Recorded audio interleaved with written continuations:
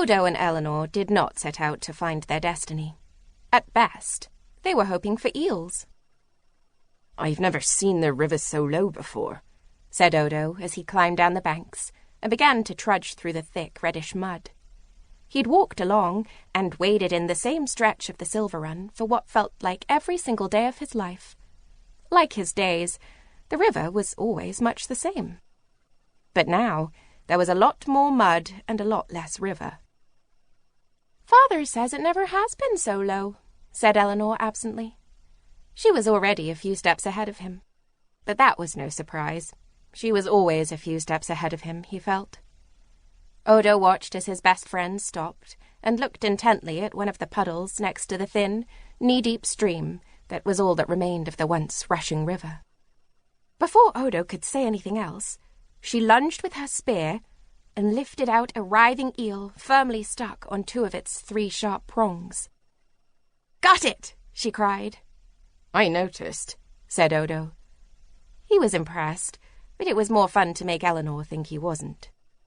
He took the snapping eel off the spear, his strong fingers holding it firmly despite its slime. Then he put it in the wicker basket he held and strapped the lid back on. There were already 4 eels inside, awaiting the 5th. "When the river is this low, it's very bad for the mill," Odo went on. "There's not enough water to turn the wheel. We're grinding with the small millstone now, turning it by hand."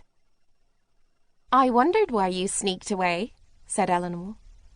She headed downstream. "Let's go to Dragonfoot Hole.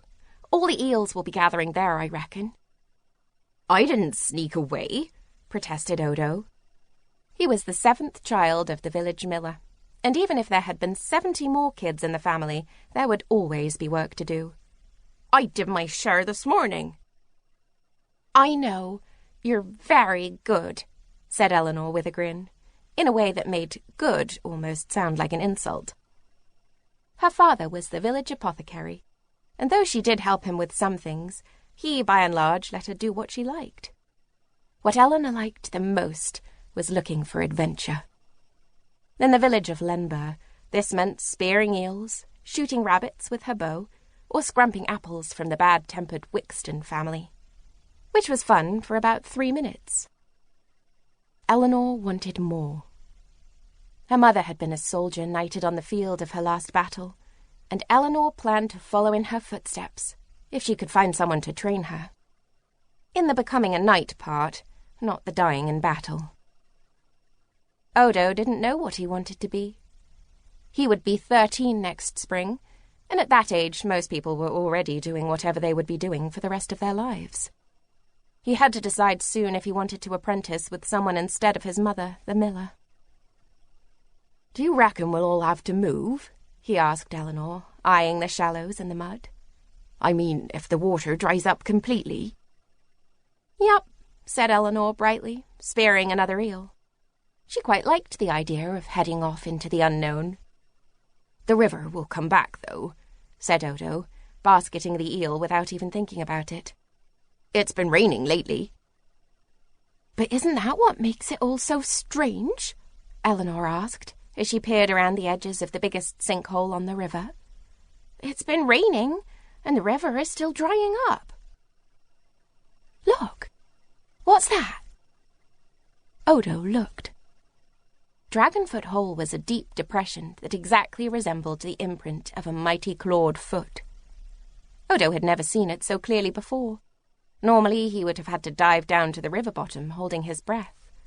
But now the water hardly flowed over his large bare feet. Odo could see 3 eels swimming just below the surface where Eleanor was pointing. Then he caught the faint gleam of something shiny sticking out of the muddy riverbed. "Metal," he said. "Probably an old horseshoe or something. I'll get it." He knelt and reached down into the water. Eleanor could make out a long silver shape through the murk. "Doesn't look like a horseshoe," she commented. "Well, I know that now." Ow! He pulled his hand back and looked at the thin line of blood on his finger.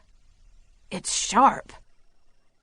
Eleanor knew she should tend to her best friend's wound, but she couldn't take her eyes off of what they'd found. "It's a she said breathlessly. She started to reach for it herself, but Odo grabbed her wrist. Careful, he warned. I only just touched the tip of the blade, and look. He held up his injured finger, showing Eleanor the cut. A single drop of blood welled up and slid across his flour-stained fingernail, falling into the water above the submerged weapon. For a moment, the drop stayed together, then it broke apart and swelled away. "Press on it. That'll stop the bleeding," said Eleanor, unimpressed. She'd helped her father sew up many really serious wounds, like last week when Aelbar the farmer had run over his foot with a plough. "I'll just lever this out." She reversed her eel spear, pushed it into the mud under the silvery blade, and heaved down. The sharp, pointy end of the sword came out of the mud with a loud, squelching sound. "It's not even rusty!" exclaimed Eleanor in wonder. She moved the spear shaft farther along, eager to free the rest of the weapon from the mud. "Can I have it?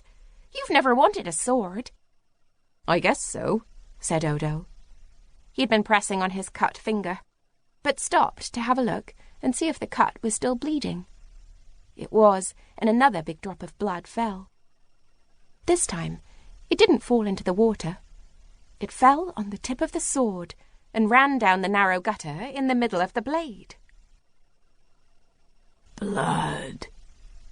The single word was not spoken by either Odo or Eleanor, but by a deep male voice that was a little scratchy, like it belonged to someone woken from a very deep sleep.